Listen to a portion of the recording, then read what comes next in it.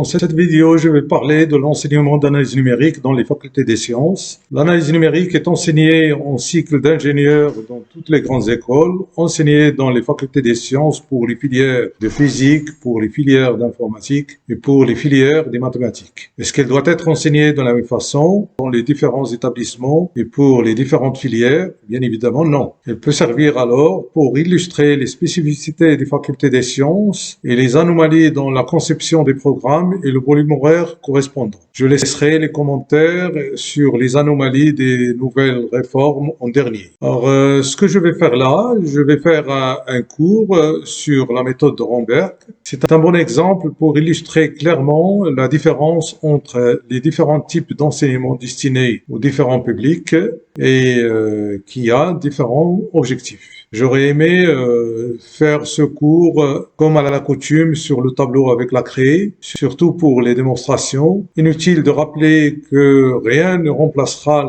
l'efficacité d'écriture sur le tableau. Dans l'enseignement des mathématiques, ça permet d'imposer et de contrôler le rythme et alors donner l'occasion aux étudiants de temporiser et de digérer doucement ce qu'ils reçoivent. Ça permet aussi de faire un enseignement interactif et d'associer les étudiants aux démonstrations et c'est ainsi qu'ils apprendront à faire des démonstrations. Alors, il s'agit du calcul numérique des intégrales. Nous admettons que les étudiants ont déjà vu les méthodes composites de calcul numérique des intégrales, y compris la méthode des trapèzes avec l'étude de convergence et l'estimation d'erreur. Étant donné que la méthode de Romberg, qui fait l'objet de cette présentation, repose sur la méthode des trapèzes, que je vais rappeler maintenant. Alors, notons H, le pas de la subdivision uniforme de l'intervalle AB, l'intervalle sur lequel nous allons calculer l'intégrale. Après avoir évalué la fonction f au point de la subdivision, on fait la somme des valeurs obtenues et les extrémités, on les divise par 2, on multiplie le tout par h et cette valeur, th, c'est une approximation de cette intégrale. C'est l'approximation de cette intégrale par la méthode de trapèze. La valeur obtenue s'appelle approximation de l'intégrale par la méthode de trapèze de pas h. Lorsque la fonction est de classe C2, l'erreur d'approximation est donnée par cette expression. Elle est en 1 sur n carré fois f seconde. Si la fonction de classe C2, cette quantité est bornée, et alors la convergence, elle est en h carré. Elle est de l'ordre de h carré. Alors voyons sur un exemple ce que cela donne. Le calcul par primitive de cette intégrale a donné cette valeur, la valeur exacte, qui a 14 chiffres après la virgule. C'est cette valeur. Et évaluons cette intégrale par la méthode de trapèze. Le résultat est le suivant. Alors, à l'itération 15, c'est-à-dire h égale à b moins a à pi sur 2 sur 15, on obtient deux chiffres après la virgule. Moins 0,47 ici, moins 0,47. Deux chiffres après la virgule à l'itération 15, par la méthode des trapèzes. Alors, maintenant, je vais introduire la méthode de Romberg. Alors, on peut faire un chronomètre pour mesurer le temps qu'il faut pour introduire la méthode de Romberg. Alors la méthode de Romberg, elle consiste à construire une suite à double rentrée, c'est TKI, c'est une suite deux indices, et c'est une suite récurrente dont la valeur initiale, T0I, c'est l'approximation de l'intégrale par la méthode des trapèzes, mais les pas, alors pour chaque I, c'est un pas HI. TI correspond au pas HI. Et le pas HI, c'est B moins A sur 2 à la puissance I. Donc ici, forcément, le nombre de points de la subdivision est une puissance de 2. Et alors, cette suite récurrente donne les termes TKI que l'on peut calculer de cette façon à partir de TK moins 1I et TK moins 1i plus 1, on calcule TKI. TK moins 1i plus 1 et TK moins 1i, on calcule TKI. Donc deux valeurs donnent celle-là. Si l'on range les termes de la suite dans un tableau bidimensionnel, tel que l'indice K correspond à la colonne et l'indice I correspond à la ligne, on va avoir cette configuration. Donc la ième ligne de la k-ième colonne et se calcule en fonction des termes tk-1i et tk-1i plus 1. Donc le schéma global selon lequel se déroule le calcul est le suivant. Donc on initialise ce tableau bidimensionnel. Alors la première colonne, ça correspond à la méthode des trapèzes. C'est la valeur TH0, TH1, TH2 et ainsi de suite jusqu'à THN. Et à partir de cette colonne, à l'aide de cette formule, on calcule cette colonne. Et une fois cette colonne est calculée, on calcule la suivante et ainsi de suite. On a un schéma triangulaire, un schéma récursif triangulaire. Donc si on dispose de ces données, on ne peut calculer que ces valeurs. Ces valeurs-là, TH0 jusqu'à THN, ne peuvent donner que ce tableau triangulaire.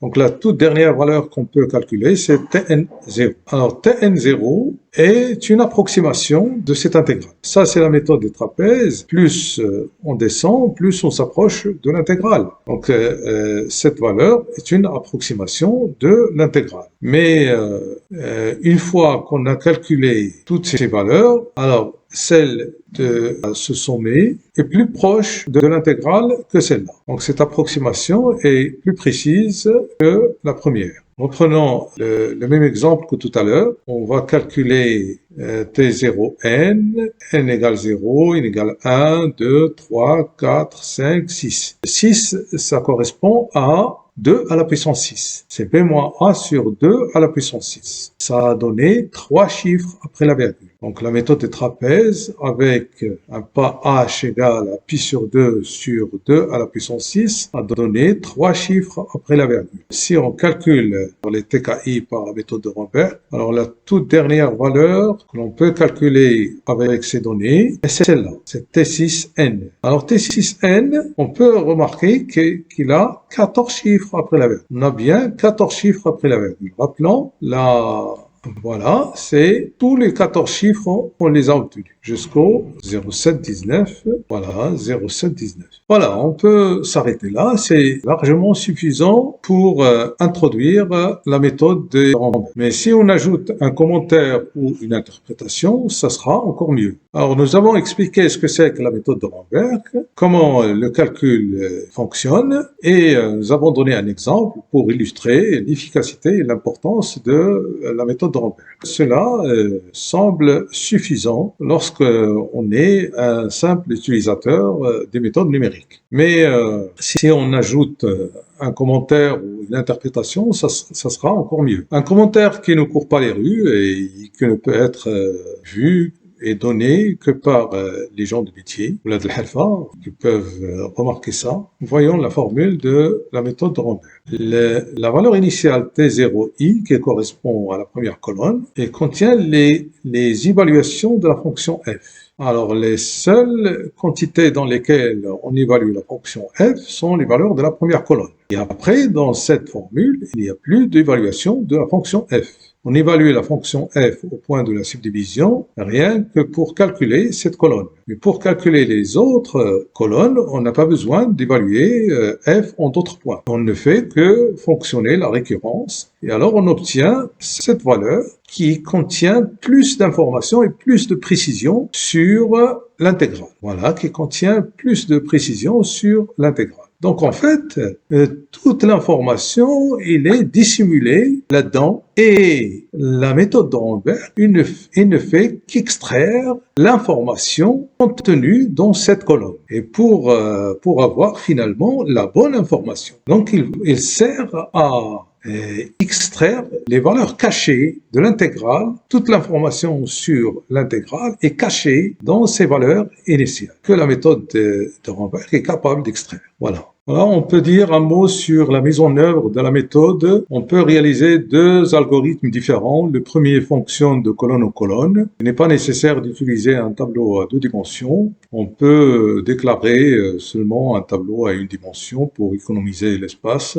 Et une fois la première colonne est entrée, on calcule la deuxième colonne de cette façon. Une fois cette valeur est calculée, on la stocke dans cet élément du tableau. Une fois cette valeur est calculée, on la stocke dans cet élément du tableau. On n'a pas besoin de cet élément une fois celle-là est calculée. Donc on la stocke dans la valeur dans cet élément du tableau et ainsi de suite. Ainsi de suite et ainsi de suite jusqu'à la toute dernière valeur que l'on stocke dans cet élément du tableau. Et on marche de colonne en colonne jusqu'à jusqu'à la toute dernière valeur. Eh bien, la toute dernière valeur, c'est T1. Cette boucle, c'est la colonne K qui va de 1 jusqu'à N et la colonne 0. C'est la méthode des trapèzes. Voilà. Alors, le second algorithme corrige un inconvénient majeur dans le premier. Dans cet algorithme, si la précision obtenue n'est pas satisfaisante et on a la possibilité de calculer, d'évaluer d'autres valeurs de l'action, et alors on peut ajouter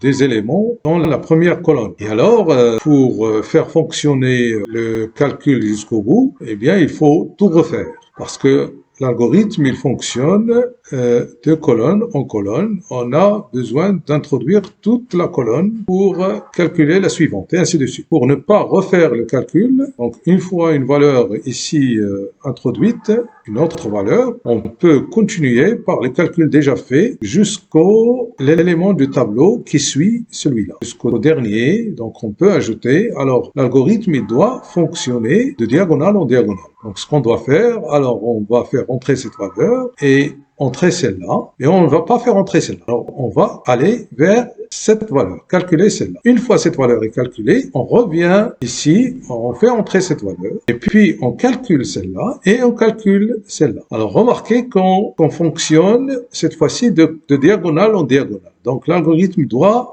progresser de diagonale en diagonale. Et si on ajoute cette fois-ci une valeur, on a déjà la toute dernière diagonale stockée. On peut faire avancer le calcul sans le refaire à zéro. Voilà, c'est l'algorithme qui fonctionne de diagonale en diagonale. Alors, nous avons introduit la méthode, expliqué comment fonctionne, expliqué son intérêt et son utilité. Nous avons donné un exemple pour renforcer des explications et confirmer ce qui a été dit. Nous avons même expliqué comment il peut être implémenté. On peut s'arrêter là si le cours est destiné aux élèves ingénieurs, aux étudiants des filières de physique, d'informatique ou tout autre utilisateur. Mais on ne doit en aucun cas s'arrêter si le cours est destiné aux étudiants des filières mathématiques. En effet, les étudiants de cette filière sont des futurs mathématiciens. Ils seront amenés un jour à mettre au point des méthodes, de nouvelles méthodes pour résoudre d'autres problèmes et alors ils doivent être